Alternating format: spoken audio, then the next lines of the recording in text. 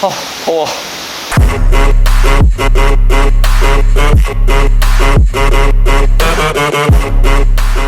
네, 안녕하세요. 빅클럽의 장명훈입니다. 오늘은 셀프 세차장에 한번 나와봤는데요. 네, 세차 컨텐츠를 한번 진행해 보려고 합니다. 얼마 전에 어린이날 연휴 때 비가 상당히 많이 왔잖아요. 그리고 이제 여름철이 다가오니까 장마철이 시작되겠죠. 그럼 차들이 아무래도 자주 더러워지다 보니까 이제 많은 분들께서 세차를 진행하실 거예요. 세차에는 여러 가지 방법이 있는데, 첫 번째, 셀프 세차장에 와서 직접 셀프 세차를 한다.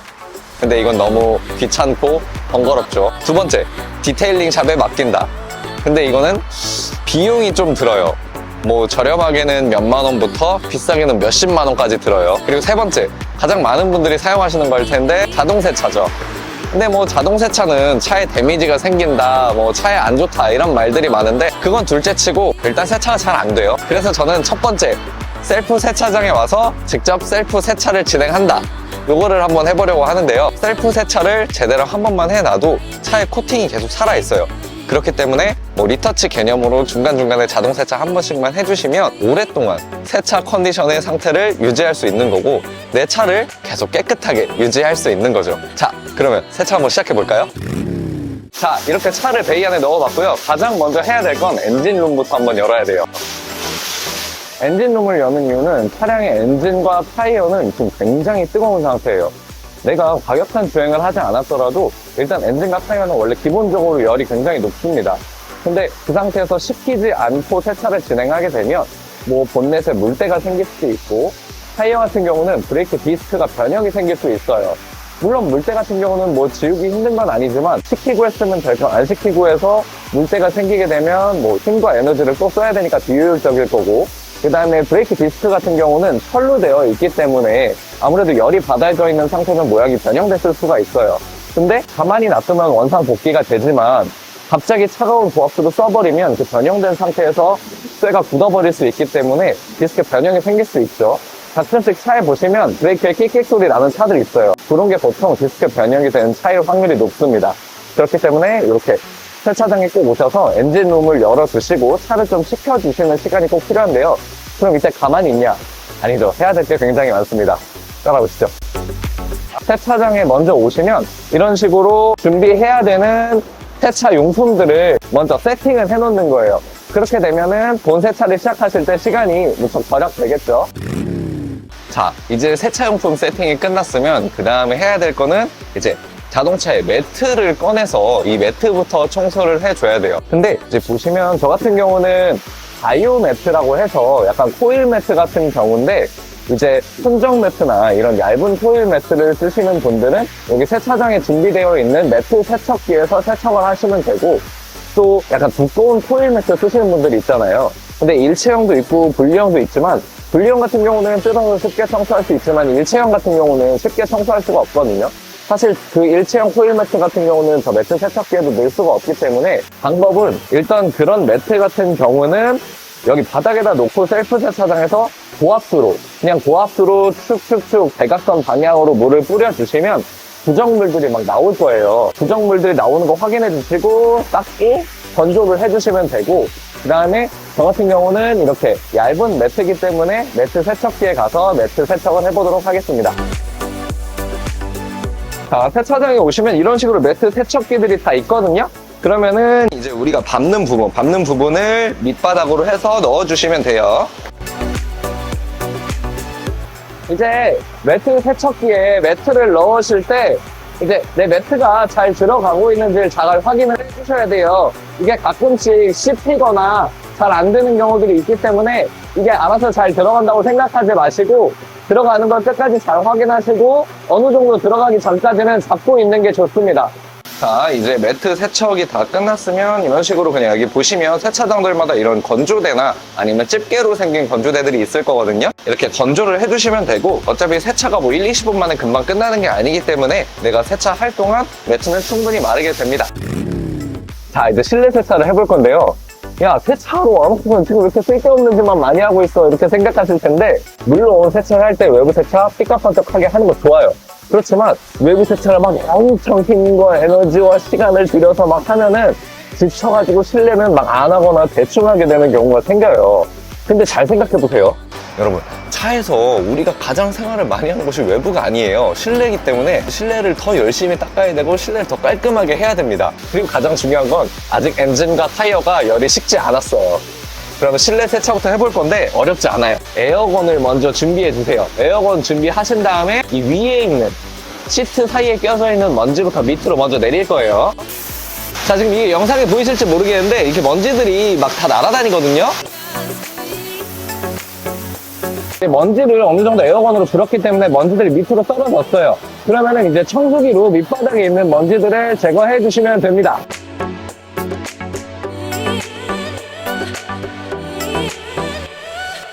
자, 이제 청소기와 에어건이 끝났으면 본격적으로 실내를 한번 닦아 볼 건데요. 사실 이 실내 세정제 케미컬도 엄청 많아요. 실내 트림 세정제, 플라스틱 세정제, 가스 세정제, 플라스틱 세정제. 근데 여러분, 우리 뭐 세차 환자처럼 할 거 아니잖아요. 사실 요즘은 이런 식으로 올인원 제품들이 많이 나와 있거든요. 이제 정말 좋아졌어요.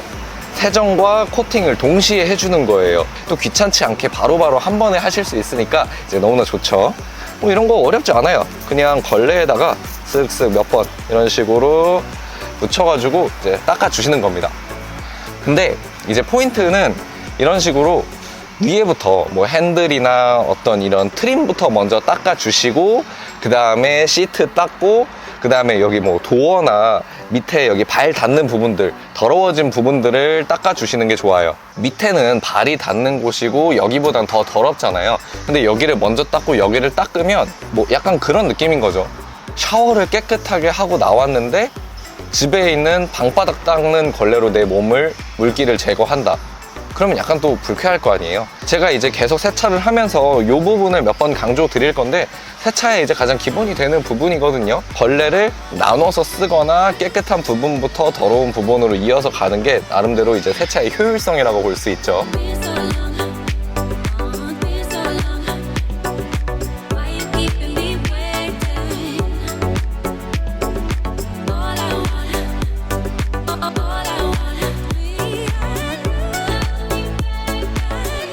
자, 제가 지금 이런 식으로 뭐 실내 세차를 어느 정도 해봤는데 이 스티어링 휠을 닦을 때 중요한 부분이 있어요. 스티어링 휠도 이렇게 깨끗하게 닦는 것까지는 정말 좋은데 다른 부분보다 훨씬 더 신경을 써야 되는 게 이 스티어링 휠 부분이거든요. 차에서 가장 많이 잡고 있는 부분이니까 오염도도 그렇지만 이 약품들을 제대로 닦지 않으면 여기 남아서 이제 미끄럽거나 끈적거리거나 이럴 수 있어요. 그러면은 운전하면서 굉장히 위험하겠죠. 그렇기 때문에 이제 실내 세차에서 전반적으로 이 약품을 잘 닦아주시는 것도 중요하고 특히 이 스티어링 휠에는 이 약품 성분이 남아있지 않도록 닦은 다음에 가능하다면 이런 마른 걸레로 한 번 정도 더 닦아주시는 게 좋습니다. 그러면 이렇게 더 맨들맨들한 스티어링 휠의 촉감도 느끼실 수 있고 이제 깔끔해진 스티어링 휠로 안전 운전을 할 수 있겠죠? 자, 이제 본격적인 외부 세차를 한번 시작해 볼 건데요. 처음에 이 프리워시라는 단계를 한번 해보려고 해요. 자, 이제 프리워시가 뭐냐?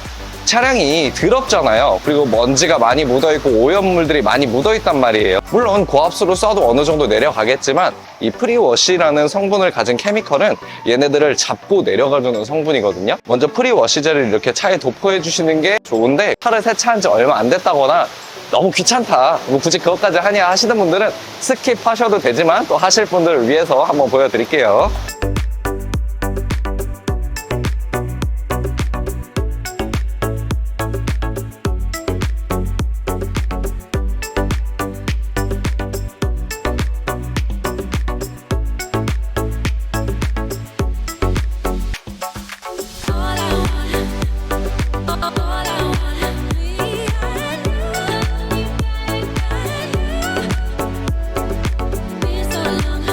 자, 이제 프리워시가 끝나고 고압수까지 차에 한번 쏴줬는데요. 자, 이제 철분 제거제죠. 철분 제거제 같은 경우는 보통 이런 식으로 휠에 많이 뿌리는 케미컬들인데요. 지금 휠 보시면 보라색으로 엄청 변하고 있는 거 보이시죠? 지금 저게 다 철분이거든요. 이 독일차 타시는 분들은 이 철분이 정말 어마어마합니다. 물론 국산차 타시는 분들도 어느 정도 나오겠지만 진짜 이 독일차 브레이크 분진이 정말 어마어마하거든요. 이 보라색으로 보이는 것들이 전부 다 분진인 거예요. 이 보라색 물 나오는 거 보이시죠? 이거를 보면서 이제 쾌감을 느끼시면 됩니다. 이제 가장 중요한 거는 휠에는 이런 식으로 보라색으로 잘 나오는데 도장면에도 사실 이런 철분 제거제를 뿌려도 되거든요. 도장면에도 철분기들이 분명히 있어요. 지금 보시면 이 영상에 보이실지 모르겠는데 제가 어느 정도 고압수를 해놨기 때문에 떨어진 것들도 있겠지만 지금 보라색으로 어느 정도 변하고 있거든요. 이러면 이 도장면에도 철분기가 있는 거예요. 전반적으로 한두 판 정도 뿌려봤을 때 이런 식으로 보라색이 나온다 이러면 철분기가 있는 거기 때문에 도장면도 같이 진행해 주시면 좋습니다.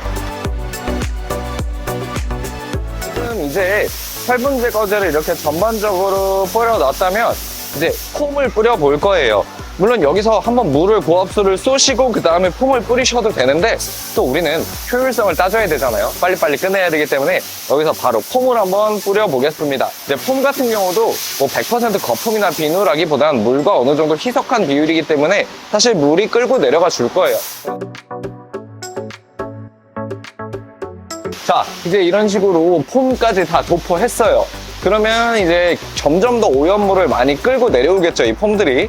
그렇지만 또 가만히 있을 수 없잖아요. 이러면 비효율적이에요. 우리는 이렇게 끌고 내려오는 동안 해야 될 일이 있죠. 바로 휠 세정이에요. 어떻게 보면 이 외부 세차 중에서 가장 중요한 부분이라고 할 수 있어요. 이 휠 세척이 굉장히 번거로우면서도 또 휠이 깨끗하면 굉장히 기분이 좋거든요. 외장이 광이 나는데 휠이 죽어 있으면 또 차량에 또 멋이 안 살아요. 차량에 또 휠까지 깨끗하게 한번 닦아줄게요. 휠 세정제랑 타이어 세정제랑 보통 같이 있는 경우들이 또 있어요. 이런 올인원 제품들을 준비하셔서 이제 솔에다가 이런 식으로 세정제를 뿌리시고 타이어부터 이런 식으로 먼저 쓱쓱쓱 닦아주는 거예요. 보통 타이어들을 세차를 오래 안 하거나 오래된 타이어들을 보면 여기가 검정색이 아니라 갈색인 경우들이 있거든요. 근데 그렇게 되면은 차의 갈변이라고 해요. 타이어의 성능이 오래 가지도 못할 뿐더러 미관상 보기에도 상당히 안 좋죠. 타이어도 먼저 세정을 해주고요. 저는 이렇게 뭐 솔을 여러 가지로 준비를 했어요. 근데 뭐 굳이 여러 가지 솔 준비하실 필요 없고 한두 개만 준비하셔서 닦으시면 됩니다. 자, 휠 세정제를 충분히 묻히시고 아까 이제 물 기운이나 여기 폼 기운, 그다음에 뭐 철분 제거제 기운들이 많이 남아 있기 때문에 이런 식으로 쓱쓱 닦아만 주셔도 거품들이 많이 나실 수 있고 구석구석 닦아주시는 게 좋아요.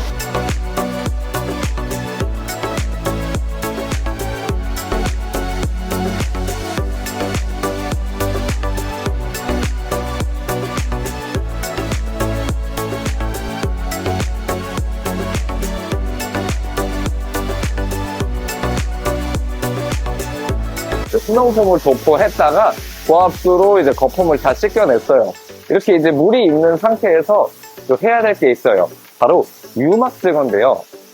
유막은 말 그대로 그냥 차 유리에 기름기가 껴있는 게 유막이거든요. 근데 이 기름때가 왜 끼냐면 달리면서 뭐 공기 중에 뭐 먼지도 있고 뭐 매연도 있고 뭐 여러 가지 유해 물질들이 있잖아요.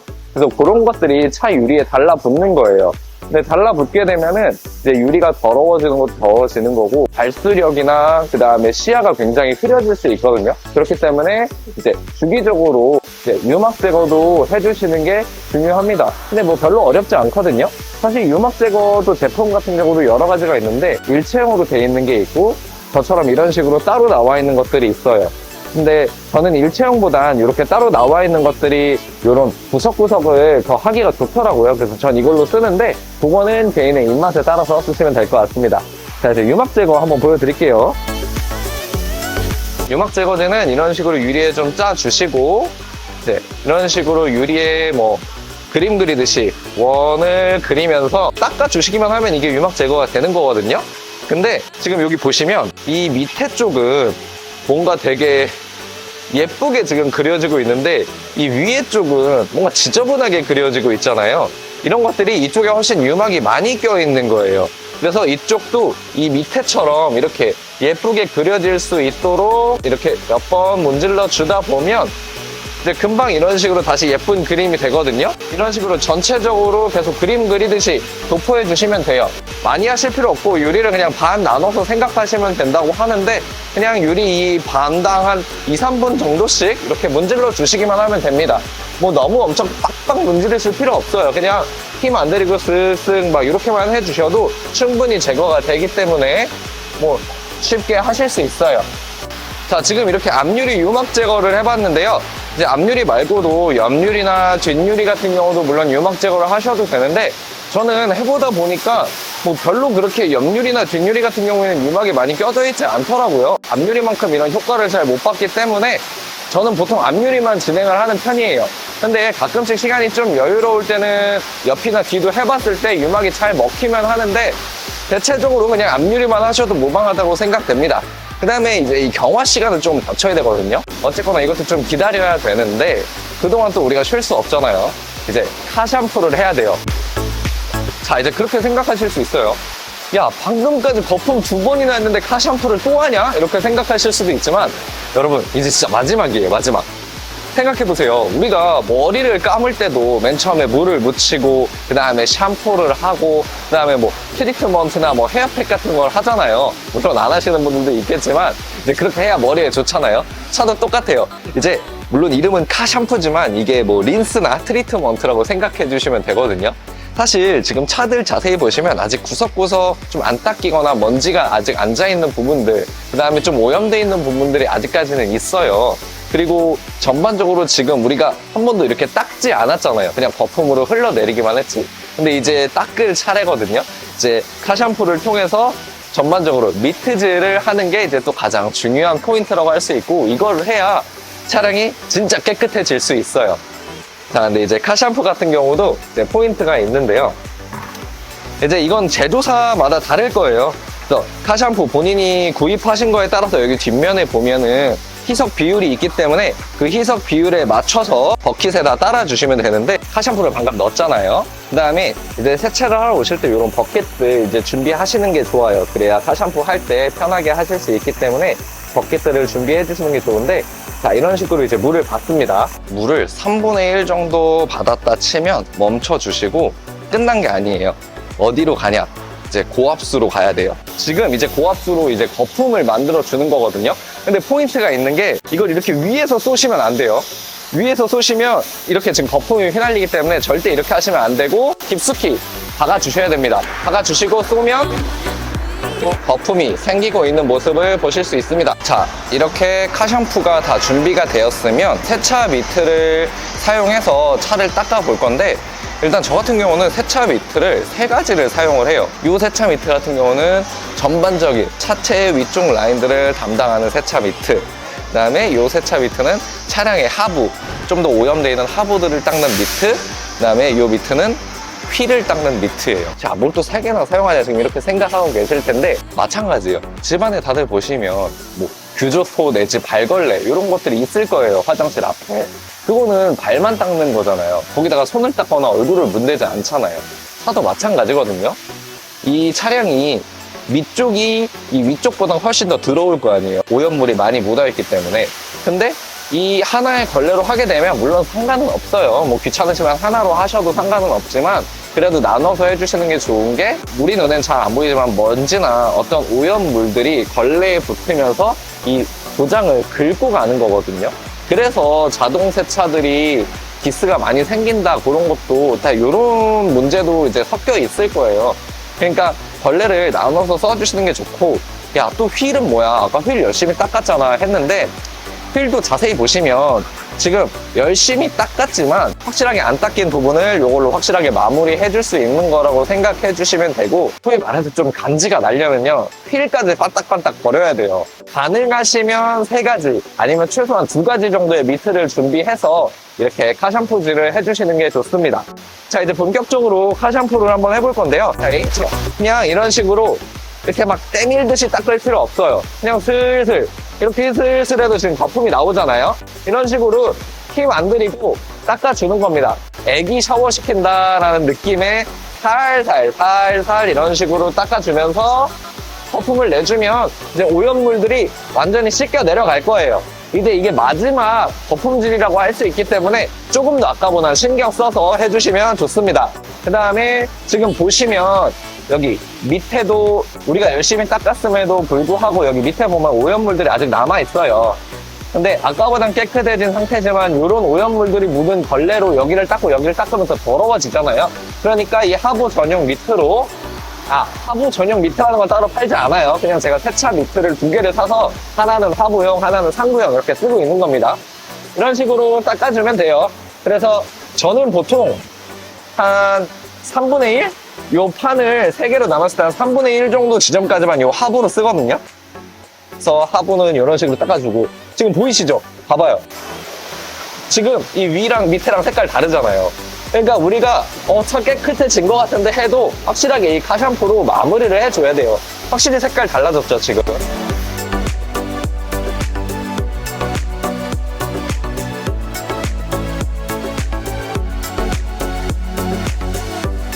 자, 이제 외부 세차가 사실 끝났어요.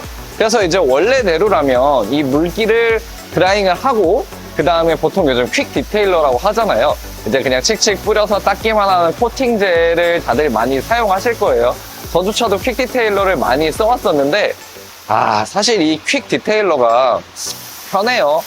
다른 고체 왁스질하는 것보다 훨씬 편하지만, 이제는 이것도 귀찮아요. 퀵 디테일러 제대로 하려면 이것만 또한 30분 이상 걸리거든요. 그런데 요즘 진짜 좋은 게 나왔더라고요. 이게 제가 한번 써봤는데 굉장히 좋아요.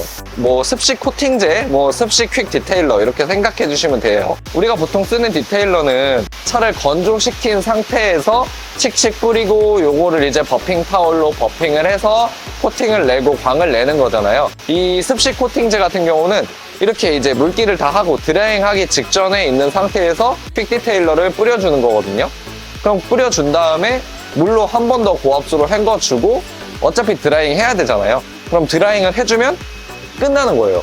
엄청 간단하지 않아요? 사실 어차피 드라잉은 해야 되는 건데 물 한 번만 더 끼얹주고 드라잉을 해버리면 코팅까지 퀵 디테일러까지 다 되는 거니까 엄청 편하죠. 자, 이렇게 지금 습식 코팅제를 한번 해봤는데요. 야, 진짜 지금 코팅 보세요. 이거 봐요.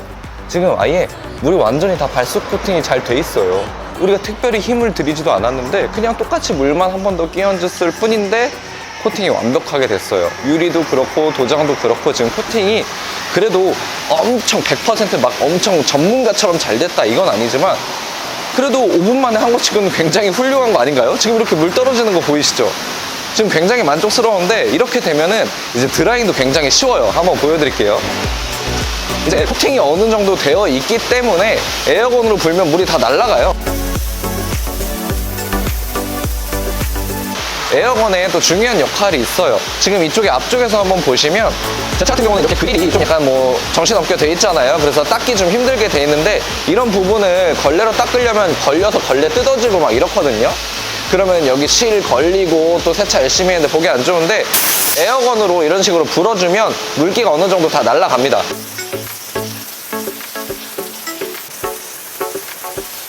자, 하나하나 닦기 번거로웠는데 굉장히 많이 물기가 날아간 모습이에요. 이런 식으로 이제 걸레로 닦기 힘든 부분들을 먼저 에어건으로 날려주시면 뭐 굉장히 쉽고 빠르게 드라잉도 진행하실 수가 있어요. 중요한 게 있어요. 이제 세차가 끝났다고 힘들어서 잠깐 뭐 담배 한 대 피러 가시거나 음료수 한번 마시거나 뭐 다 좋은데요. 드라잉까지 끝내고 가셔야 돼요. 왜냐면 이 상태로 그대로 놔두고 시간이 지나면 이게 다 물때가 되거든요. 그러니까 여기까지만 하시고 쉬러 가세요.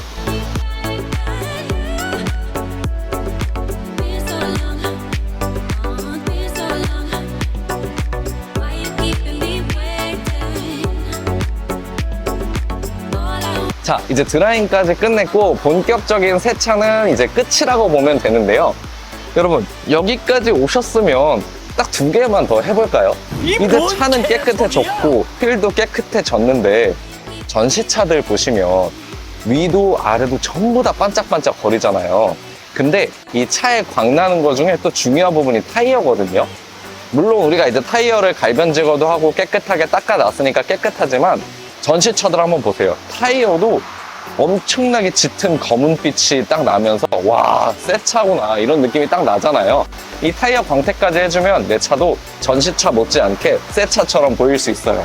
하는 거 어렵지 않거든요. 뭐 이런 시중에 타이어 광택제들 많아요. 이제 타이어 광택제랑 이런 타이어 광택 전용 스펀지들 이런 걸 다이소에도 팔거든요. 이런 거 하나 사셔가지고 이런 식으로 타이어에 뿌리지 마시고 스펀지에다 뿌리세요. 스펀지에다 이 정도 이렇게 뿌리시고 이게 이렇게 타이어 모양으로 파져 있어요.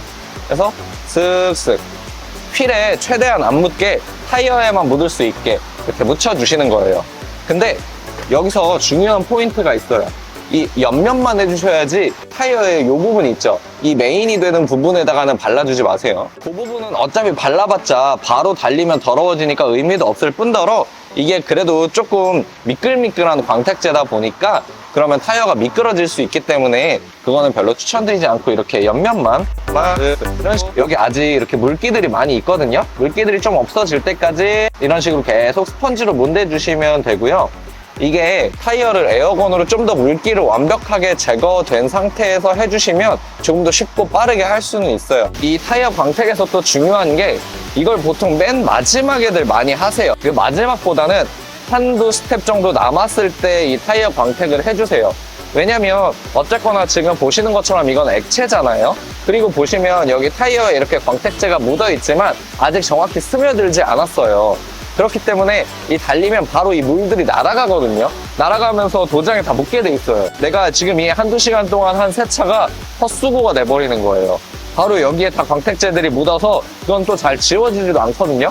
그렇기 때문에 어느 정도 얘가 마를 수 있는 시간을 꼭 주세요. 자, 제가 아까 두 가지 남았다고 말씀드렸잖아요. 그래서 첫 번째는 지금 타이어 광택을 했고요. 이제 마지막은 엔진룸이에요. 아, 또 무슨 엔진룸까지 하냐 하실 수도 있지만 여러분 여기까지 왔잖아요. 마지막 유종의미를 한번 걷어보시죠. 지금 보시면 엔진룸도 열어보면 이렇게 아직 물기들이 많아요. 아까 문 열어서도 물기 제거들을 많이 했었는데 지금 똑같아요. 트렁크나 엔진룸, 주유구 역시 열면 이런 식으로 물기들이 아직 남아있거든요. 근데 엔진룸은 사실 뭐 열기가 뜨겁다 보니까 이 물이 금방 마를 수도 있겠지만 여기 보세요.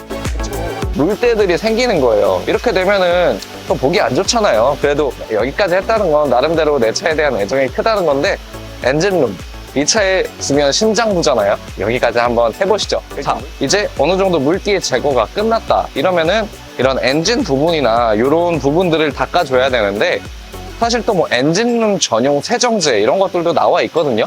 근데 굳이 그런 거 사실 필요 없어요. 아까 제가 말씀드렸던 올인원 실내 세정제나 아니면 타이어 광택제 있죠. 그 타이어 광택제들이 보통 플라스틱에 쓰실 수 있는 제품들이에요. 엔진룸이나 타이어나 아니면 SUV들 보면 이쪽 클래딩에 검정 플라스틱으로 되어 있는 SUV들 있거든요. 그런 데를 다 커버할 수 있는 제품들이거든요. 저도 지금 따로 엔진룸 세정제 쓰지 않고 아까 썼던 올인원 실내 세정제로 지금 닦아볼 거고요. 이렇게만 관리해 주셔도 안 하는 것보단 훨씬 낫습니다. 자, 지금 엔진이 뭐 약간 회색빛이죠. 원래 엔진의 색상을 지금 보여주고 있어요. 이게 원래 색상.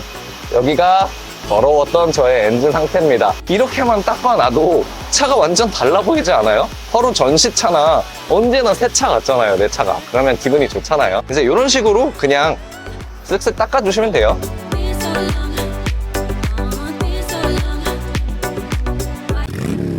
자, 오늘 이렇게 세차를 한번 끝내봤는데요. 오늘 한 세차는 사실 뭐 엄청 심화적인 과정은 아니에요. 지금 보니까 제가 한 2시간 정도 걸린 것 같은데 보통 진짜 세차 환자분들은 막 7시간, 8시간도 하시고 하거든요.